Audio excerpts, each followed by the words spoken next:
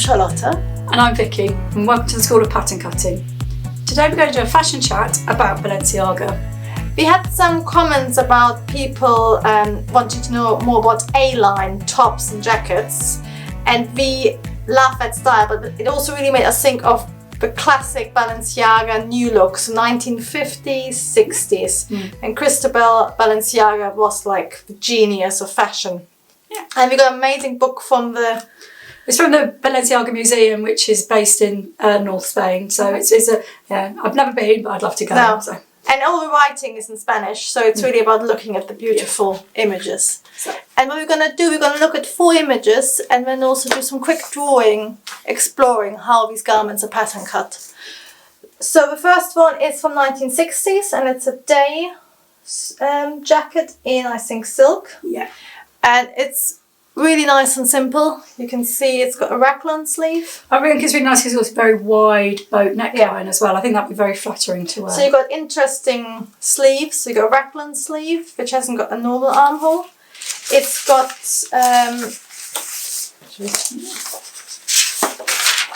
So we're going to just sort of draw it out so you can have a look to see what we can see. So it's got this raglan sleeve, so the shoulder, so a very wide boat neckline, a raglan sleeve, centre front with like buttons. Yeah.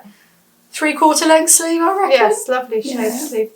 And then we're quite good this book because they got details as well. So what you can, so jacket is quite simple, but then if you look at the details, the buttonholes are actually cut on. They're like 45-degree angle, aren't they? And I think that's when you need really good information, isn't it, in books? So because otherwise sometimes you go, oh, that looks nice, and you've no idea what's happening. No, so it's got angled buttonholes, which are lovely, and then it's got beautiful detail at the raglan, which you can see here, which is I think it's a tiny little tux. Yeah. So suddenly, instead of your darts, you got your shaping around your bust line into your raglan. And that's where all your volume comes from.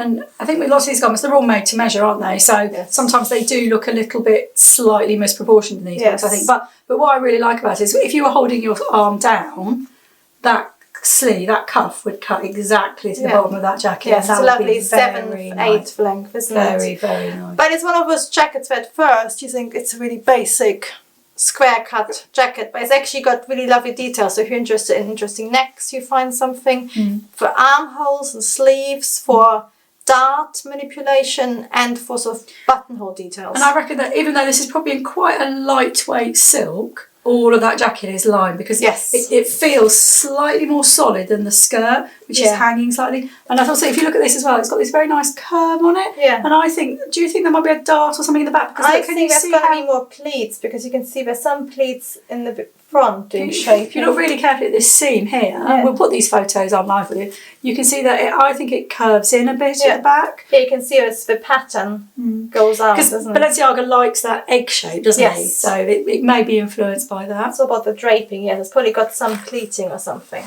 So that's the first one we really liked. Now we're going more towards an evening or a wedding dress, actually, in white silk from 1968. So it's the most simple garment. You can see floor length, massive train. But the pattern cutting is amazing in that. I mean, it looks really minimal, and you think, oh yeah, that's just like a tubey dressy thing, And then you suddenly start looking and thinking, hang on a minute, there's no shoulder seam here, and so that's really exciting. So it's like if you could just say, oh, I'm just going to do a really simple A-line dress, and that'd be beautiful if you look at the proportions.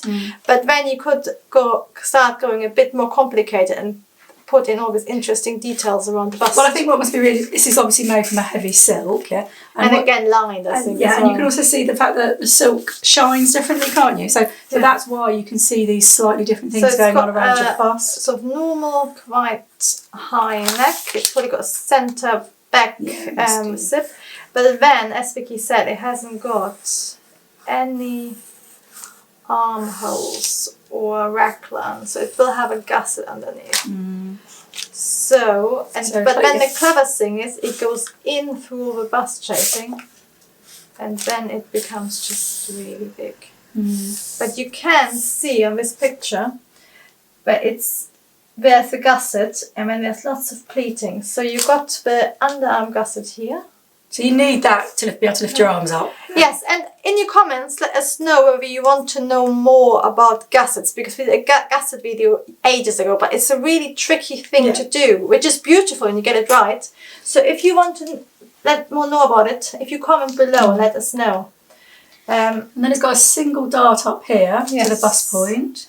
And then it's got a second dart, or like a seam, isn't it? Yeah, it's like almost like it's like a yoke that's been lowered, isn't it? Yes, so it's sort of slightly empire line. Yeah. So it looks like slightly wonky, but it looks like that.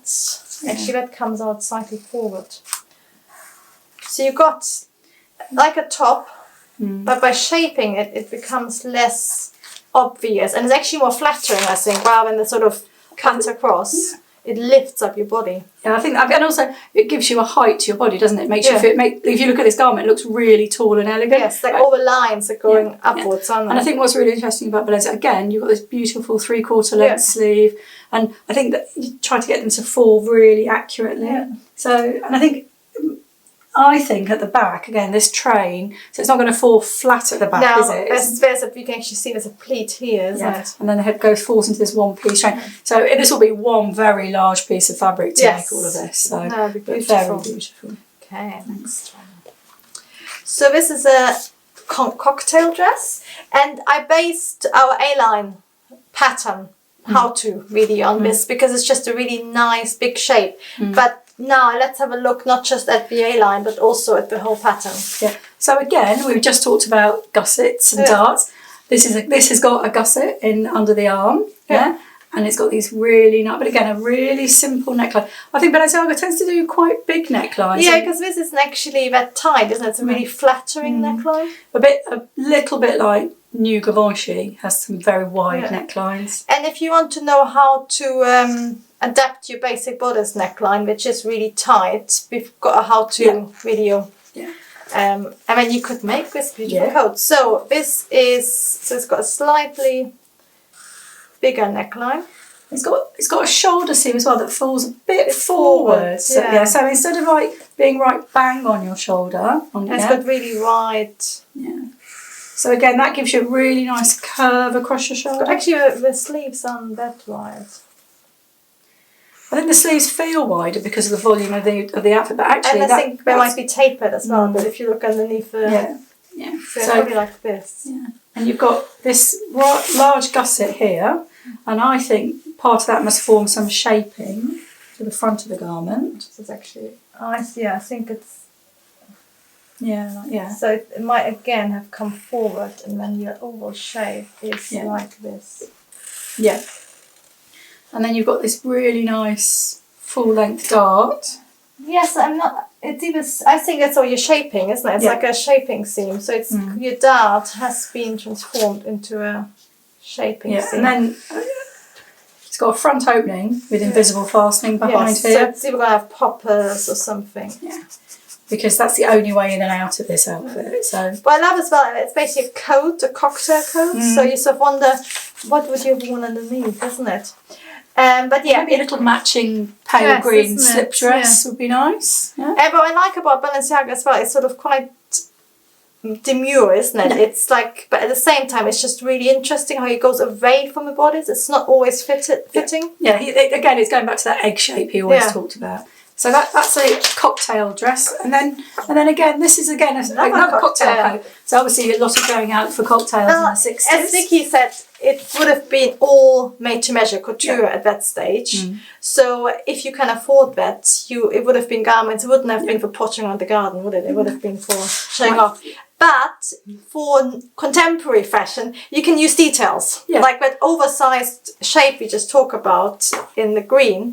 That would look beautiful in a cotton for daily. I think this would make a really, really nice spring coat anyway. You know, you could have this even in this white would be fantastic. And I just think that it would be absolutely stunning in a But really you know heavy how cotton. Macintosh always has beautiful coats, and that Yeah. could be like a Macintosh style coat. So it's a really, at first, it looks like a really simple. I think it depends what you made out. If you make it, this is made out of gosgrain silk, so that's an evening wear. But if you made this out of a gabardine, it's suddenly a day wear outfit, isn't it? Or out of wool, anything, isn't it? So what I really like is you have one button at the top and one button at your just above your waistline, probably.